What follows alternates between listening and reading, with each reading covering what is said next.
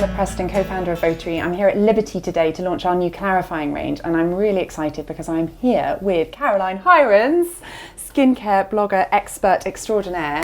And there's a very good reason we have Caroline with us here today, and that's because when we first launched Votary, I sent her the range, and I had two extremely sleepless nights where I felt nauseous for 2 days while I waited to hear about whether or not you liked the product. Oh, now I have Yes, no, don't.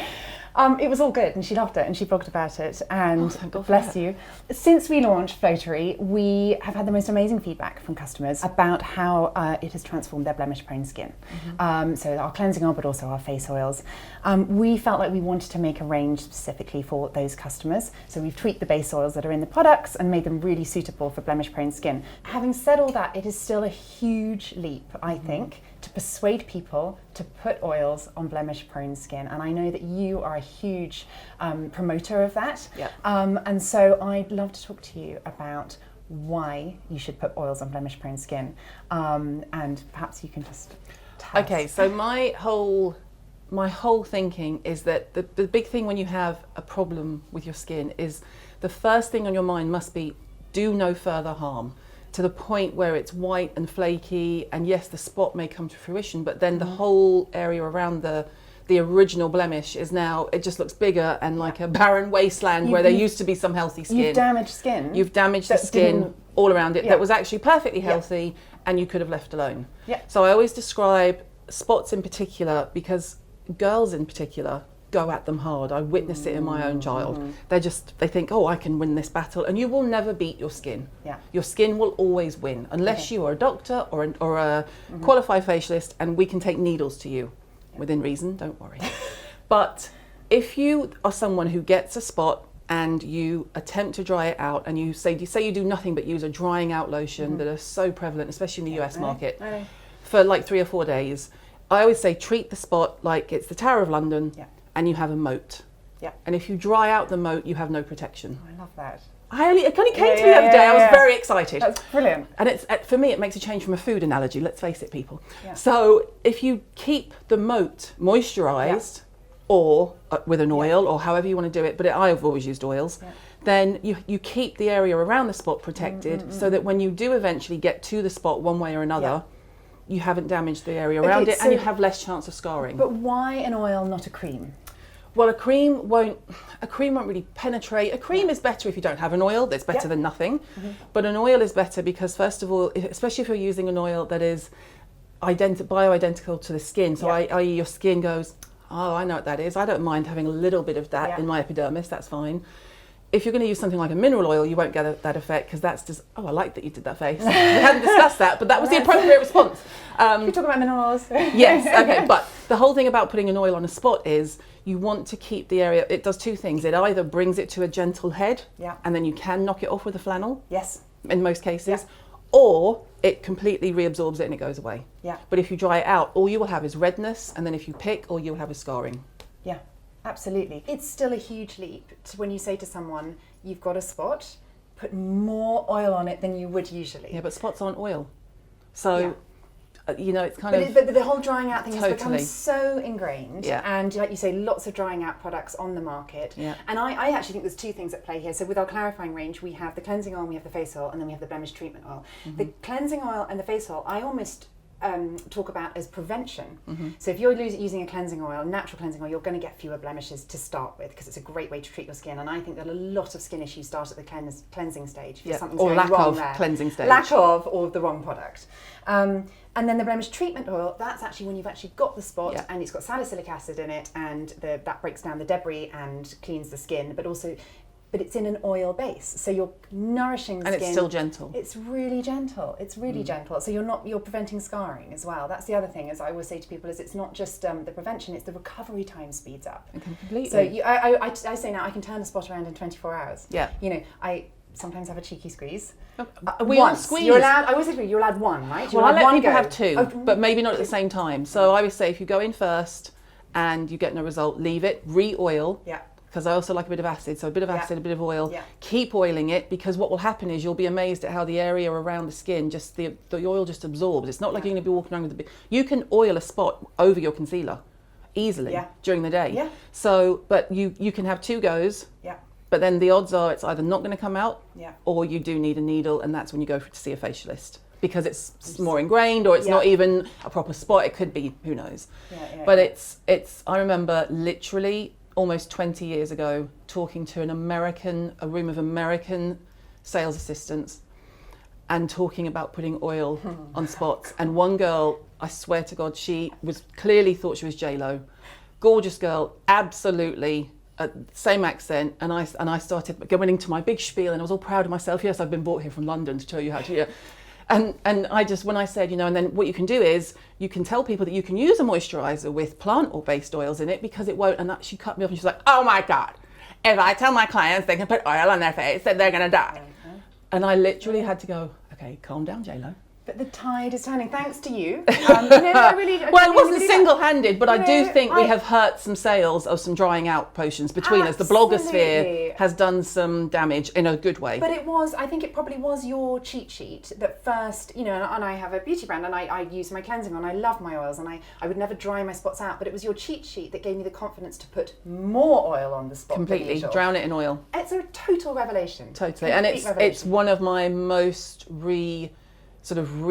I can see activity and behaviour behind the scenes on the blog, and it's one of my most reread cheat sheets. Because traditionally spots are associated with teenagers, but as we all know, the biggest demographic at the moment is 40 plus women. Adult acne, and it's so big that huge corporations are putting thousands and thousands of pounds or dollars into finding out why, and they're invariably linked to food allergies. Same thing happened to me. I hit 40, got acne and a shellfish allergy out of nowhere.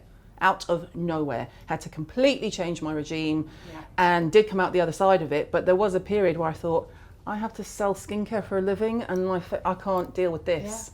And I did the traditional road. I went to a doctor. I thought maybe it's something hormonal. Went to the doctor, and they gave me antibiotics, which I stupidly took for about a week, and then went, hang on, what are you doing? You know better than this. And fixed it myself, but I did not fix it by drying them out. Just quickly, can we talk about mineral oils? Yes, anytime.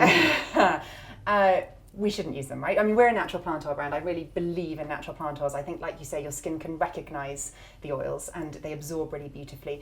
I also think that at the end of the day, mineral oil is a cheap ingredient. It's a byproduct of the petrochemical industry. Yeah, when it's an expensive product, it's just a bit irritating. Not crazy on it from an environmental point of view either. It's a byproduct, like you say, of the petrochemical industry. So the reason so many brands use mineral oil is because they're firstly cheap, but also they're incredibly stable. So they make sense when you're making thousands and thousands of products, not like us making tiny batches of things. You have incredible control and amazing shelf life. But they don't do anything for the skin. I think they cause problems. That's under debate. They cause problems for my skin. They cause problems for my skin. They cause problems for a lot of skins. But I flat out asked a huge corporation. They were having a big event, and I flat out went up, and they were like, "Oh, our scientists are here." And I went up to the scientist and said, "Okay, I have a question for you." And she was like, "Okay." And I said, "Why do you use mineral oil?" And I knew the answer was going to be because it's cheap and we have to make products by the millions. I knew that. But then she also said, out of all of them, we get the least allergic reactions to them. Which is why doctors prescribe them. And I said, but isn't that really because they're not doing anything and they just sit on the skin rather than be active? And she kind of went, well, yeah. But her thinking is obviously the bottom line.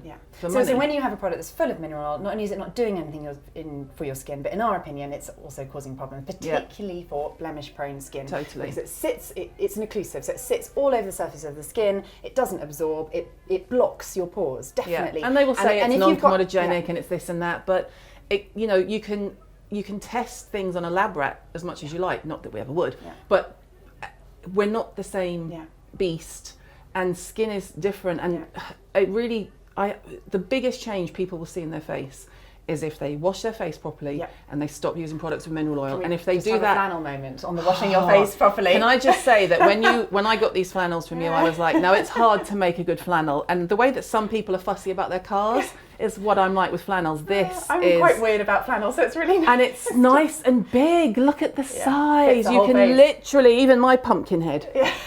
Which it is a pumpkin head, let's face it. So I mean that's totally crucial. I mean I will say to people, even if you don't have to use a Votary cleansing oil, I think you should, but you don't have to. But whatever you do, use a flannel. Don't rinse anything off. ever. You cannot clean your face properly. Can I also give you my latest? Your cloths are perfect for it, which we hadn't discussed previously, so this will be interesting. But I am also into a bit of dry oil cleansing as well. Ooh, talk to us about that. So, and it works brilliantly with your range. Okay. Genuinely, if you do a couple of pumps, literally at the end of your fingers, this is going to sound odd, but literally, you don't do it.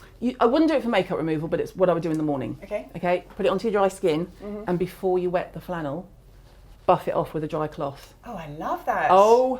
I can't wait for tomorrow morning when I get to try that. Completely amazing genius. results. And then you would rinse off as normally with the flannel wet. But if you buff it off with a dry flannel, you get that extra you get exfoliation, but it's gentle because it's oil. Yes, exactly. I mean, I put the cleansing oil onto my face before I get into the bath or the shower because I'm paranoid about contact with water. That's one of the things that's most drying for my skin anyway. Yeah. So I put a layer of it on and then I shower.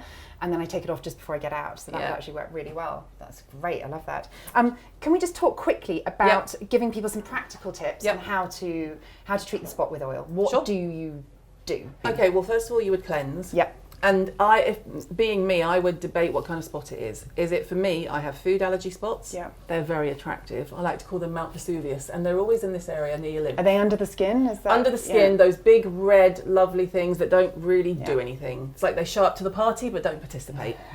Or you get like a monthly spot. Yeah. In that way. Yeah. Or you can have other allergic. I've seen people who've had problems with they've used a different detergent and then they've slept on it and woken up with the ocular allergy. So for me, changing foundation, that's a huge one for me. If you if you have a whitehead, just cleanse your face as normal and use a flannel and you'll probably knock the whitehead off. Yeah. I wouldn't be delicate. If it's red and angry, I would cleanse your face as normal, absolutely key. And then it depends on if you are going out to work or if you're going to be at home.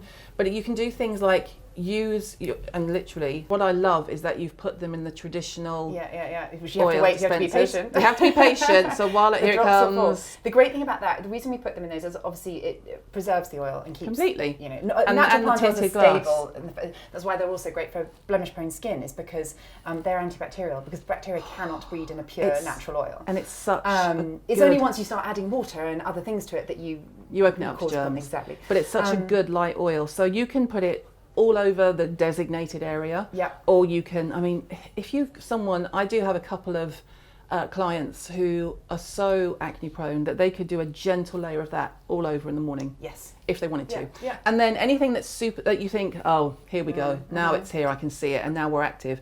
This is perfect for targeting. So this is our blemish treatment oil, and that has tamani oil in it, which is nature's antibacterial and anti-inflammatory.